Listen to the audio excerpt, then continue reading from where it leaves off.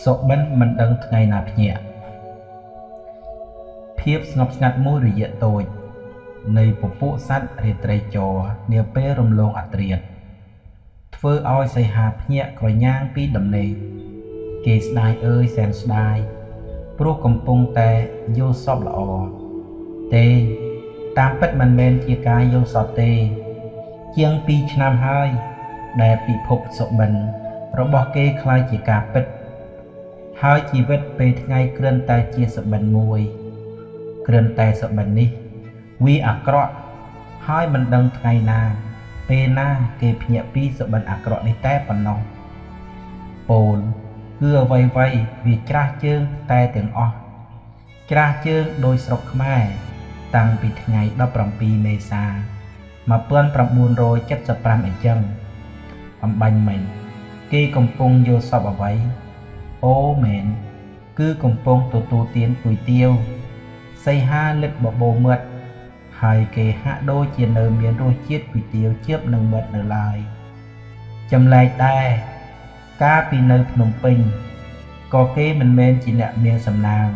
បានស្រស់ស្រូបគុយទាវញឹកញាប់តាមហាងដែរព្រោះប្រាក់ខែជាគ្រូបង្រៀនឲ្យតែចិញ្ចឹមប្រពន្ធមួយកូនមួយ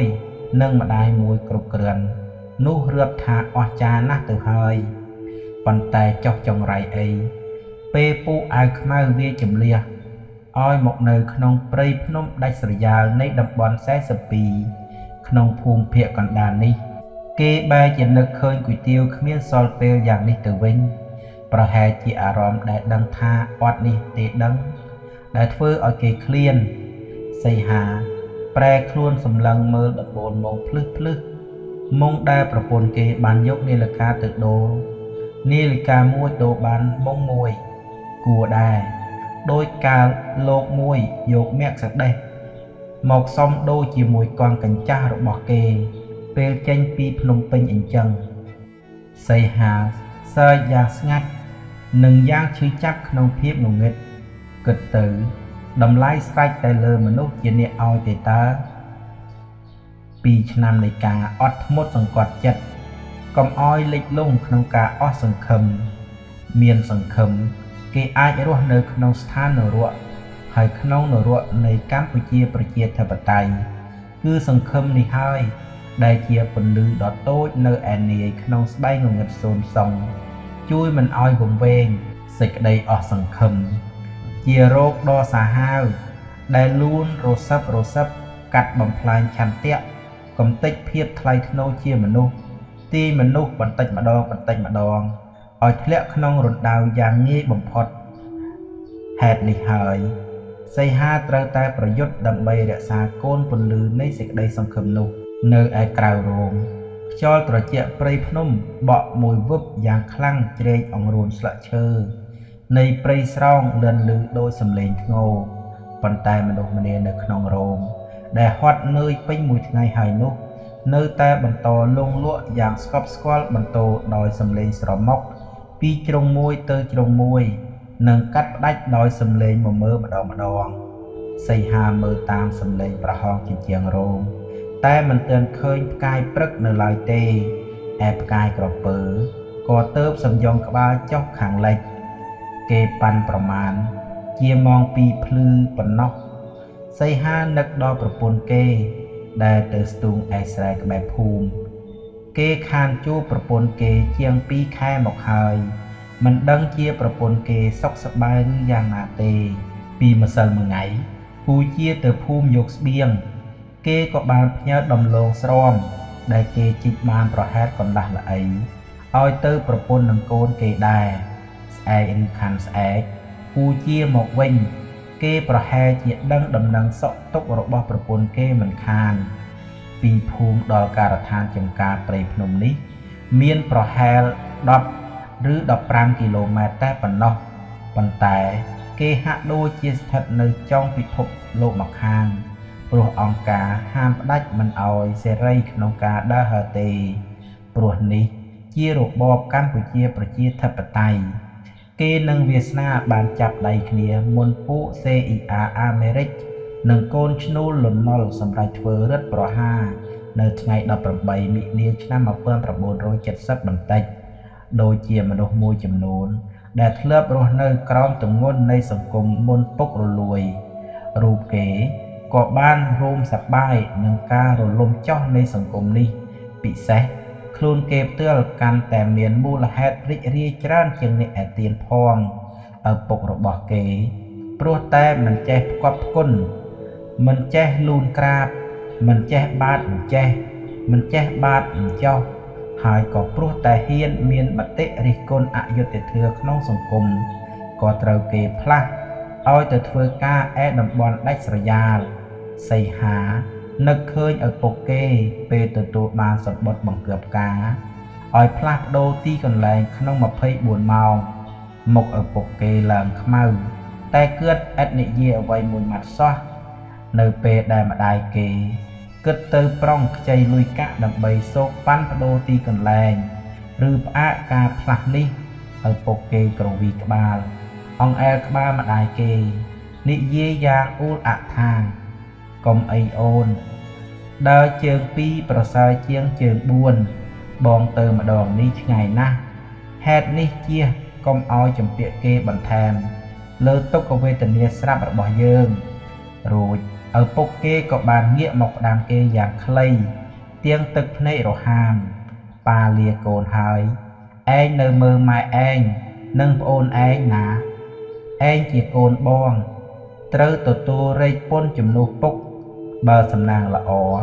ពុកគង់វិលមកជួបកូនវិញតែទោះជាយ៉ាងណាកូនត្រូវចាំរឿងមួយគឺចំណេះកូនត្រូវតែសម្រាប់បំរើស្រុកទេពិសេសបំរើអ្នកក្រអ្នកល្ងងខ្លៅហើយមួយជីវិតនេះ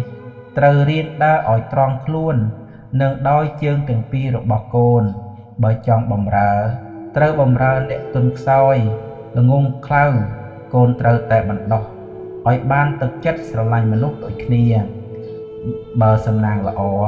គង់ជួបគ្នាប៉ុន្តែសំណាងឪពុកគេគឺអាក្រក់ឪពុកគេទៅរហូតឥតវិលវិញឪពុកគេត្រូវស្លាប់ដោយរោគគ្រុនចាញ់យ៉ាងសាហាវវិធីសម្លាប់មនុស្សដោយមិនបង្ហូរឈាមនៃសង្គមមុនសីហានិងម្ដាយគេឥតបានឃើញសពឪពុកគេទេគឺត្រឹមបានទទួលធាតុពីមិត្តរបស់ឪពុកគេដែលធ្វើជាគ្រូបង្រៀនជាមួយគ្នាយកមកប្រគល់ឲ្យជាមួយប្រាក់រៃអង្គាសបន្តិចបន្តួចនៃគ្រូបង្រៀនក្នុងកន្លែងនោះលុយជាញើសឈាមរបស់អ្នកក្រដូចគ្នារួចចាប់ពីពេលនោះសីហាត្រូវបង្ខំចិត្តចេញធ្វើការគេបានសម្រេចចូលធ្វើជាគ្រូបង្រៀនដើម្បីបន្តឧត្តមគតិរបស់ឪពុកគេគឺអប់រំកូនខ្មែរឲ្យចេះដឹងឡើងហើយគេបានទទួលជ្រែងបន្ទុកគ្រួសាររហូតដល់ប្អូនប្រុសស្រីទាំង5នាក់របស់គេមានមុខការរៀងៗខ្លួនទើបគេបានភ្ជាប់សាច់ឈាមជាមួយនឹងវាសនាប៉ុន្តែសង្គ្រាមបានមកដល់ល្មមសង្គ្រាមតើមានអ្វីសាហាវនឹងបង្កទំនួញទុក្ខសោកច្រើនជាងសង្គ្រាមយុវជនសិស្សនិស្សិតត្រូវគេកេណ្ឌប្រមូលធ្វើទើបគេថតទាហាន24ម៉ោងទាំងនេះកំពុងដើរយ៉ាងស្វាហាប់ទះដៃអួតក្អេងក្អាងថាជាវីរភាពជាទឹកចិត្តស្នេហាជាតិប៉ុន្តែគេឥតបានថតផងទេអំពីអ្នកនៅក្នុងផ្ទះរបស់ទាហាននោះឪពុកចាស់កំពុងហូរទឹកភ្នែករហាមសម្លឹងមើលកូនខ្លួនកំពុងពេញវ័យសិក្សាពេញវ័យសប្បាយស្ពាយកំភ្លើងច្បាំងស៊ីឈ្នួលឲ្យអាមេរិកដែលនៅរាប់ម៉ឺនគីឡូម៉ែត្រពីប្រទេសកម្ពុជាម្ដាយជូរីអង្គុយអុជធូបទាំងថ្ងៃទាំងយប់សូមទុកជីវិតកូនប្រុសប្រពន្ធកូនខ្ចីទួញយំព្រោះបាត់ទីពំនឹង5ឆ្នាំនៃសង្គ្រាមមិនមែនគ្រាន់តែសង្គមខ្មែរបាត់សំណើចនោះទេប៉ុន្តែសង្គមខ្មែរទាំងមូលបាត់បង់ទាំងព្រលឹងខ្លួនថែមទៀតទីបំផុតក៏លេចចេញស្នាមញញឹមត្រឹមត្រូញញឹមស្វ័យប្រវត្តិញញឹមរឹងស្ដោកនៃបាយ័នទាំងភ្លៀងក្តៅជ្រៃវឿពិតឬគេដាប់សាច់ខ្លួនយ៉ាងណាសន្ទុះរីករាយនៃថ្ងៃដំបូងបានដាច់ដង្ហើមស្លាប់បាត់ព្រោះសាធារណរដ្ឋខ្មែរពេលនោះជាសាធារណរដ្ឋរបស់មនុស្សមួយក្រុមដែលខ្វល់តែពីរឿងតំណែងខ្លួន ជាងខ្វល់ពីរឿងទឹកដីជាសាធារណរដ្ឋនៃអ្នកចេះរស់និងអ្នកមានកម្លាំងមនុស្សប៉ោឡែពីថ្ងៃមុនសោះស្រាប់តែមួយប្រព្រឹត្តភ្នែកឡើងក្រើតជាសាក់បីខ្លះរហូតដល់ឧត្តមសេនីយ៍រួចคล้ายជាចវាយខេតចវាយស្រុកបនសាក់ឡើងរហ័សពេករឹកពីក៏រៀបមិនទាន់វាបែរលិចចេញជាវងស្ដាច់សម័យសាធារណរដ្ឋប្រងព្រាតហែហមដោយក្រុមបរិវារអាមីអាថងទាំងចាស់ទាំងក្មេងទាំងកងសំញែងសុទ្ធតែកំភ្លើងសម្រាប់សម្លុតមនុស្សស្លូតត្រង់ទុនខ្សោយនានារួចក៏កើតឡើងនៅប្រព័ន្ធពុករលួយអាវ៉ាសែមួយយ៉ាងសម្បើមបំផុតក្នុងសង្គមខ្មែរតូចស៊ីដោយតូចធំស៊ីដោយធំហើយទាំងអស់គ្នាក៏ស៊ីមែនតាំងពីលើរហូតដល់ក្រោម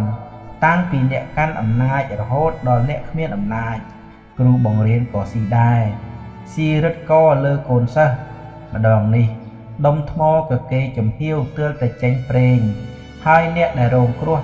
គឺប្រជាជនរួចប្រទេសជាតិក៏ហិនហោចរួចទាំងអស់គ្នាក៏ត្រូវក្រឡប់ចាក់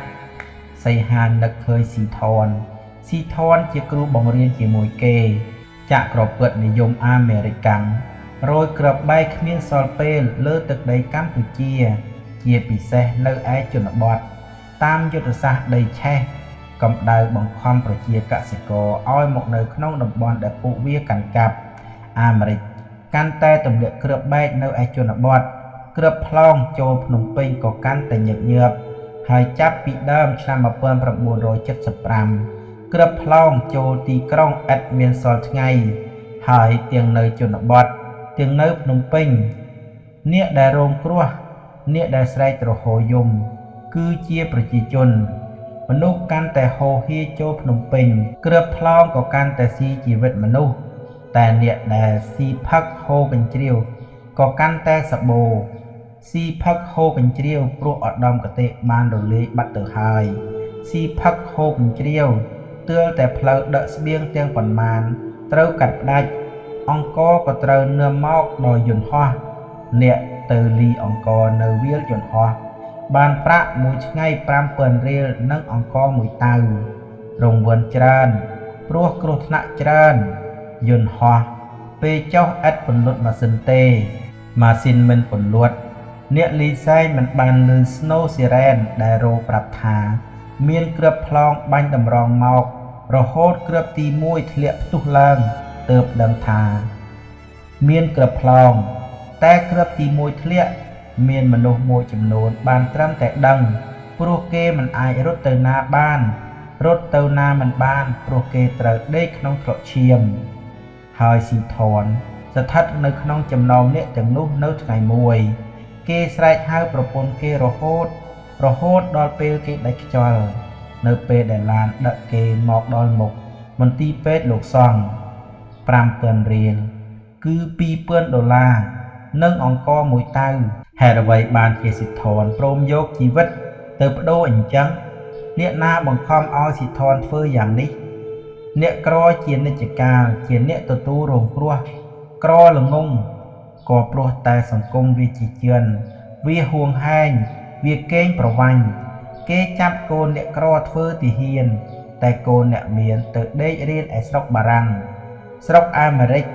ស្រុកអង់គ្លេសយ៉ាងប្រងើយស្មាអ្នកក្រឡើងក្រិនដៃអ្នកក្រដោះស្លែព្រោះតែត្រូវស្ពាយកំភ្លើងនិងធ្វើការសម្រាប់គេឯកូនអ្នកមានសាច់ត្រលុកត្រលុនរួចគេថាសាច់គេជាសាច់អ្នកមានវាសនាមែនអ្នកក្របង្ហូរឈាមបង្ហូរញើសឯពួកកូនអ្នកមានរៀនចប់មកវិញបន្តត្រួតត្រាអ្នកក្រទៀតនេះហើយជីវិតក្នុងសង្គមជាជឿនហេតុនេះទើបពេលភ្នំពេញត្រូវបានរំដោះនាព្រឹកថ្ងៃទី17មេសា1975សីហាក៏ហាក់ដូចជាអ្នកក្រីក្រឯទៀតក្នុងទូទាំងប្រទេសកម្ពុជាស្រែកហូរកញ្ជ្រៀវស្ទើរទាំងទឹកភ្នែក5ឆ្នាំនៃសង្គ្រាមធ្វើឲ្យអ្នកទាំងអស់គ្នាស្រេកឃ្លានសន្តិភាពម្លេះមនុស្សម្នាពពាកពពូនតាមដងផ្លូវបក់ដាយរវិច ស្វាគមន៍កងទ័ពរំដោះស្លៀកពាក់ខ្មៅដែលដើរជាជួរចូលមកទីក្រុងដោតប្រងព្រាតដោយទង់ជ័យសរសប្បាយរីករាយទាំងប្រជាជនទាំងកងទាហានរលល់គ្មាននរណាម្នាក់ព្រួយបារម្ភឬគិតព្រួយបារម្ភសោះឡើយមានអ្នកណាព្រួយកើតប៉ុន្មានថ្ងៃជាប់គ្នានេះសម្ដេចសីហនុបានប្រកាសពីក្រុងប៉េកាំងច្បាស់ណាស់ថាដាច់ខាតមិនប៉ះពាល់ប្រជាជនកងទ័ពដែលដាក់អាវុធក៏គេមិនធ្វើបាបដែរប៉ែននុតក៏ប្រកាសអញ្ចឹងខៀវសំផនក៏ប្រកាសអញ្ចឹងពួកគេថាកាត់ទោសប្រហារជីវិតតែពួកក្បត់7នាក់ទេគឺលន់ណុលសេរីមតៈឡុងបូរ៉េតស៊ូស្តែនហ្វេណុងស្ដេសជេងហេងសឿងងកថាញ់និងអេនតាំគេថាដាច់ខាតមិនប៉ះពាល់ប្រជាជនមិនធ្វើទុកទោសទាហានដែលស្ទំចោះចូលសំឡេងហូរកញ្ជ្រៀវរបស់ប្រជាជនលឿនលឺដោយកាលថ្ងៃ18មិនិនា1970ខុសគ្នាត្រង់តែសំឡេងហូរកញ្ជ្រៀវនេះឆាប់ជាប់រលត់ជាងកាលពី5ឆ្នាំមុនរលត់យ៉ាងឆាប់រហ័សបំផុតរលត់ទាំងសស្លាក់សស្លើតរលត់ក្នុងការខំប្រឹងប្រែងជឿសម្ដីដែលពួកអាវខ្មៅនិយាយប្រាប់ឲ្យចេញពីក្រុងជាបន្ទាន់ចេញតែ 3-4 ថ្ងៃទេមិនបាច់យកអីវ៉ាន់ច្រើននឿមលំបាកអញ្ជើញដោយចុងកាណុងសម្ដីអញ្ជើញទុនភ្លុនតែមិនទទួលសំណូមពរទេអញ្ជើញចេញហើយត្រូវចេញទាំងអស់គ្នាគ្មានករណីលើកលែងទេចាស់ក្មេងប្រុសស្រីទាសករអ្នកជំងឺជនពិការមនុស្ស3លាននាក់ត្រូវចុះចេញពីផ្ទះហើយតែប៉ុន្មានម៉ោងក្រោយប៉ុណ្ណោះកណ្ដាលទីក្រុងបែរជាស្ងាត់ជ្រងំភ្លាមមនុស្ស3លាននាក់ចេញដំណើរក្នុងពេលជាមួយគ្នាអញ្ជើញចេញហើយត្រូវចេញទាំងអស់គ្នាគ្មានករណីលើកលែងទេចាស់ក្មេងប្រុសស្រីទារកអ្នកជំងឺជនពិការទាំងអស់